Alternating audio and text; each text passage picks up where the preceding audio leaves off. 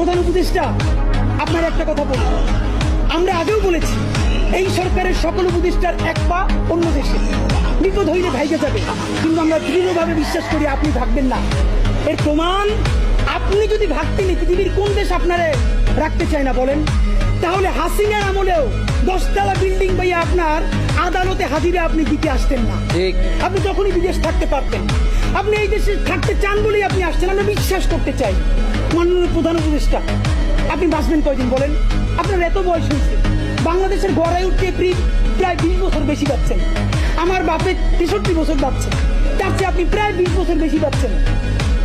মাঝে মধ্যে মৃত্যু বেঁচে থাকার চেয়ে অধিক। মাননীয় প্রধান উপদেষ্টা, আপনি একটা গবেষণা করেন, বাংলাদেশে গত 50 বছরে কোন রাষ্ট্রপ্রধানের 30 মিনিট 40 মিনিটের বক্তৃতা, রিক্সা চালক, ভ্যান চালক, সবজি বিক্রেতা, বিশ্ববিদ্যালয়ের প্রফেসর, ছাত্র জনতা আধা ঘন্টা বসে তার বক্তৃতা শুনে নজির নাই, যেটা আপনারটা হইছে।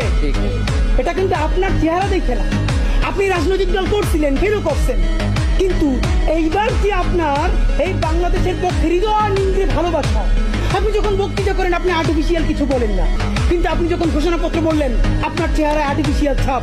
ইদানিং আপনি স্ক্রিপ্ট দেখে দেখে বক্তৃতা করেন, এগুলো আমরা চাই না। মাননীয় প্রধান উপদেষ্টা, আপনার অন্তরে যা আছে, আপনারা যে বাধ্য করে তার কথা বলে দেন না।